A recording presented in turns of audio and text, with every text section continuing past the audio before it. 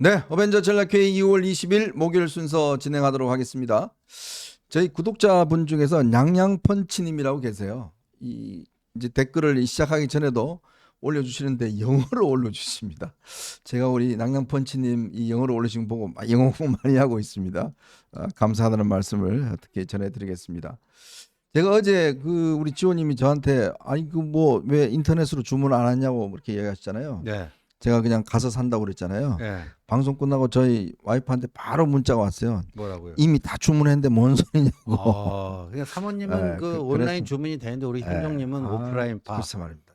예. 제가 아주 어제 혼났습니다. 네. 이미 다 주문했는데 지금 그 주문 내역서까지 저한테 확인시켜 주던데. 자, 여러분들 어떻게 책 뭐 다 주문하셨나요? 요즘 뭐 한간에 꽤 관심이 있고 벌써 이 베스트셀러가 아직 책도 안 나오는데 베스트셀러가 되어가는 것 같습니다. 국민이 먼저입니다라는 책인데 어쨌건 한동훈 전 대표가 정치를 시작하고 또 본인이 겪었던 일들 이런 것들을 좀 오늘 아마 동아일보에 조금 내용들이 나온 것 같은데 그 비상계엄 과정에서 윤 대통령과의 어떤 대화 내용이라든지 뭐 이런 것들이 조금 더 실려 있는 것 같습니다. 그리고 또 본인의 앞으로의 어떤 비전들 뭐 이런 것들을 많이 담아 있는 것 같습니다. 관심 있는 분들은 미리 이렇게 해주시면 이게 아마 뭐 베스트셀러에 이제 얼마 동안 되느냐. 원래 이제 이재명, 조국 이게 항상 이 책 나올 때마다 이제 그런 게 있잖아요. 이번에 아주 본때를 좀 보여줘야 되지 않겠는가 그런 생각이 많이 듭니다. 자, 여러분 혹시 에버러디 계획이라는 거 한번 들어보셨나요?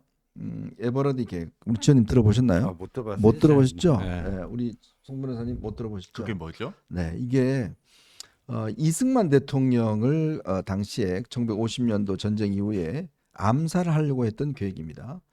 당시 이승만 대통령이 이제 이 휴전 협정에 반대하면서 북진 통일론을 이제 주장했지 않습니까? 그랬었죠. 네. 근데 이제 어쨌건 전쟁을 빨리 끝내고 싶은 미국 입장에서는 이승만 대통령이 눈에 가시처럼 보였던 거죠. 그래서 이승만 대통령을 어떻게 하든지 간에 좀 제거하겠다는 계획이 1970년도에 뉴욕타임즈가 처음으로 이 보도하면서 드러났습니다. 물론 실패는 했지만 당시 이승만 대통령이 미국이 사실은 이제 우리를 배제하고 어쨌든 간에 중국과 중공과 그다음에 북한과 함께 이제 이 휴전 협정을 체결해서 그냥 끝내려고 그랬던 모양이에요. 그러면서 이제 이승만 대통령이 버티면서 결국 뭘 했습니까? 한미 상호방위 조약이라는 정말 역사상 가장 그렇죠. 강력한 이 상호방위 조약을 체결했습니다. 그것이 지금 대한민국을 있게 만든 가장 중요한 어떤 이 협상이었습니다. 그 협상을 정말 이승만 대통령이 미국이 정말 눈에 까셨어요. 그럼에도 불구하고 방공포로 석방이라든지 여러 가지 정치적 방법으로 미국의 안전보장을 우리가 이끌어냈습니다. 제가 왜 이 말씀을 드리냐면 지금 우크라이나의 젤렌스키 대통령이 지금 굉장히 왕따 신세가 되고 있습니다. 지금 뭐 트럼프 대통령이 젤렌스키한테 네가 왜 전쟁 시작했냐 뭐 이런 식으로 아주 지금 책임을 떠넘기고 있어요. 자, 그러다 보니까 이 휴전 협상도 사실은 미국과 러시아가 하고 있죠. 젤렌스키는 그냥 배제되고 있습니다. 저는 그래서 이런 상황을 보면서 야, 정말 이승만 대통령의 위대함을 또 한 번 느낍니다. 정말 지금 이 우크라이나도 저렇게 하지 못하는데 그때만 하더라도요. 이 우크라이나는 히토르라도 굉장히 많습니다. 진짜 이 지화 자원과 밀이 세계 아마 2위인가 3위인가 그럴 거예요. 생산량이. 그래도 이 자원이 풍부한 나라, 땅도 무진장 큰 나라입니다. 그런 나라에서도 이렇게 지금 못하는데 당시 대한민국 아무것도 없었지 않습니까? 네. 진짜 정말 뭐 이 가진 거라고는 아무것도 없는 나라가 미국으로부터 상호방위 조약을 체결받고 결국 안보를 이 튼튼하게 만든 거 아니겠습니까? 그래서요, 당시에 그 국내 정치에서 이승만 대통령의 이승만 대통령의 반대편에 서 있던 사람들도요, 이승만 대통령의 편을 때렸어요. 이승만 박사는 외교에서는 귀신인데 내치에서는 등신이다. 네. 그러니까 국내 정치는 잘 못한다. 등신이다. 그러나 외교에서만큼은 귀신이다. 네. 그거를 인정을 해줬어요. 네. 정적들도. 참 이런 거 보면서 한 국가의 리더가 얼마나 중요하고 그 해안과 그 뚝심 그리고 미래를 볼 수 있는 그런 식견 이런 게 얼마나 중요한지를 아마 다시 한번 저는 경험하는 것 같습니다. 아마 이 젤렌스키 대통령이 이승만 대통령을 벤치마킹을 한다 그러면 이 어려운 국면에서도 본인의 역할을 지켜낼 수 있지 않을까. 참 우리 민족한테 어떤 이승만 대통령이 축복이었던 것 같습니다. 바로 그것 때문에 대한민국이 지금 그래도 이 튼튼한 안보를 지킬 수 있었던 게 아닌가 그런 생각이 많이 듭니다. 정작 우리가 우크라이나에 훈수를 두고 있을 상황이 아니어서 네. 좀 그 점이 답답하긴 합니다. 정작 대한민국에서는 원내 제1당이 가치 외교라는 미명하에라고 하면서 북중러를 적대시하고 한미일이 긴밀하게 안보 협력을 했다고 그것을 대통령 탄핵소추 사유로 적시하는 일까지 있지 않았습니까? 네. 사실 이 한반도를 둘러싼 신냉전 시대에 대해서 대단히 아니라는 인식을 갖고 있는 것 같아요. 사실 야당도 이런 부분에 대해서는 대한민국이 처한 지정학적 위치 그리고 국제정치학적 운명을 좀 정확하게 인식을 하고 이승만 대통령이 어떻게 1948년부터 특히 53년까지 네. 외교를 잘 했는지를 한번 꼼꼼하게 봤으면 좋겠다라는 말씀을 덧붙여서 드립니다. 네. 자, 그리고요. 이 뭐 요즘 이제 우파의 스타로 등장한 전한길 씨가 조금 이게 오버하는 문제가 좀 있었던 것 같습니다. 요즘 이게 소위 이쪽에 무슨 VON의 김미영 대표라는 사람이요. 플랜 D라는 이런 글을 올렸는데 이 글이 뭐냐면 대통령이 암살당할 것 같다라는 글을 올렸습니다. 이게 무슨 이야기냐면 윤석열 대통령이 지금 헌재에서 민주당 측이 이제 보니까 기각당할 것 같다. 그러면 대통령을 계속할 수 있다. 자, 그러면 이 그 본인들의 예산 조기 대선이 없어지니까 대통령을 암살하려고 한다. 이런 어떤 글을 VON의 김미영 대표라는 사람이 이게 플랜 D라고 해서 이제 이걸 올려놨습니다. 그랬더니 전한길 씨가 이거를 자기의 어떤 글에 사이트에 이거를 같이 업로드를 같이 했어요. 업로드를 예. 하면서 해설도 붙였는데 VON 김명 대표가 민주당 플랜 D 윤통 암살 가능성 언급했다. 확실한 것 같다는 촉이 온다. 이렇게 주석을 또 붙여놨어요. 참 기가 막힙니다. 그러다가 이게 문제가 되니까 글을 바로 이제 삭제를 했다고 그러는데요. 이게 지금 사실은 이런 식의 어떤 뭐라고 할까요? 음모론 예. 이게 한번 빠져들기 시작하면 이거 진짜 약도 없어요. 약이 없어요. 이 김명 대표가 어떤 분인가 저도 좀 검색을 해봤더니요. 네. 조중동은 왜 부정선거 규명을 목숨 걸고 막나? 참. 예. 조중동이 부정선거 진실 규명을 진상 규명을 목숨 걸고 막고 있다. 네. 그다음에 또 5.18 성역화와 한동훈 재앙 뭐 이런 칼럼을 썼어요. 그러니까 뭐 흔히들 뭐 이런 사람을 이제 극우 인사다 이렇게 부를 텐데 그러니까 보니까 저 김미영이라는 사람이 원래 올린 글을 보니까 윤 대통령이 탄핵이 기각돼서 직무에서 복귀하게 되면 네. 부정선거의 진상이 다 드러난다. 음. 중공의 소행이었다는 것이 다 드러나고 뭐 하니까 좌파들이 그것을 차단하기 위해서 결국 윤 대통령을 암살할 것이다. 뭐 그런 거죠. 참 자꾸 이런 식의 선동과 가짜 뉴스를 생산하는 거. 지금 뭐 스카이데일리인가요? 거기도 지금 그 쓴 기자가 지금 출국 금지돼서 출국 금지됐죠. 수사를 받고 있는데 문제는 그 뭐죠? 캡틴 아메리카 복장한 사람 있잖아요. 중국 대사관 뭐 진입하려다가 네. 경찰에 체포된 사람 있지 않습니까? 그 사람이 제보자래요. 예, 그 사람이 뭐 저 개엄 당일날 수원에 있는 선관위 연수원에서 중국인 해커 99명을 이 체포를 해서 평택항을 통해서 오키나와 주일 미군 기지로 이송을 했다. 그 소스가 그 중국 대사관에 참, 네. 기습 침입을 하려고 했던 40대 남성이랍니다. 기가 막힙니다. 이분이 보니까 무슨 대한애국당의 무슨 후보로도 출마하고 뭐 그 캡틴 아메리카 복장하고 뭐 온천지 돌아다니더라고요. 그러니까 신문이라고 말하기가 참 민망한 수준이죠. 네. 스카이데일리는. 그러니까 지금 신문윤리위원회에서 경고도 받았고 네.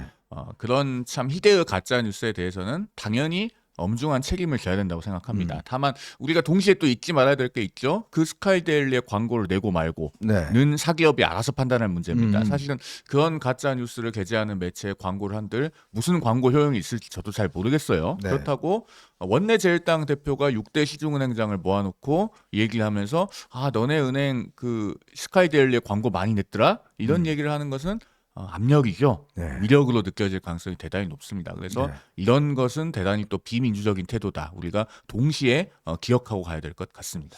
아유, 참 이게 그렇게 중대한 문제를 저렇게 그냥 아무 책임 없이 떠드는 사람 이야기를 듣고 쓴다는 게 정말 저는 기가 막힌 상황인 것 같습니다. 저게 또 많은 사람들이 선동을 당했고 그걸로 또 이 일부 유튜버들이 또 어마어마한 조회수와 또 돈벌이를 하고 있잖아요. 이게 악순환입니다. 이게 지금 점점 이제 그런 거 여러분들 보지 마십시오. 진짜 이게 요즘 이게 한 번 보기 시작하면 자꾸 이게 이 알고리즘 타고 막 보여지고 그게 막 퍼지면서 진짜인 줄 알고 계시는데 정말 그런 것들요 절대 이게 보시면 안 됩니다.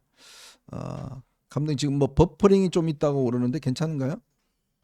네, 지금 뭐 방송은 괜찮은 것 같긴 합니다.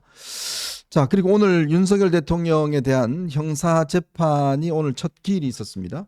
구속 취소 문제에 대한 결론이 있었는데, 근데 오늘요 이 재판부가 구속 취소 문제에 대해서 10일 안에 뭐 자료 제출해주면 검토할 수 있다고 그러는데 아니 이미 지난번 취소낸 것도 한참 지났는데 저는 오늘 결정 내릴 줄 알았더니 또 10일을 뭐 하라고 그랬어요. 그만큼 절차적으로 피고인 측의 방어권을 충분히 보장해 주겠다. 그러니까 의견 제출하고 개진할 수 있는 기회는 충분히 주겠다라는 어떤 그 절차적 적정성을 기하기 위한 차원이라고 보여집니다. 사실 우리가 이 구속 취소 제도는요. 보석하고 다릅니다. 구속 취소는 애초부터 구속 사유가 없었을 때 또는 구속 사유가 중도에 소멸했을 때 하는 거예요. 그래서 형사소송법 주석서 같은 데 보면은 이 구속 취소를 할 수 있는 대표적인 경우로 어떤 걸 얘기하고 있냐면 진범이 잡혔을 때입니다. 네. 진범이 잡혔을 때 또는 우리가 이제 반의사 불벌죄라고 해서요. 1심이 끝날 때까지는 피해자하고 합의를 해서 피해자가 처벌을 원하지 않는다라는 의사를 법원에 표시하면은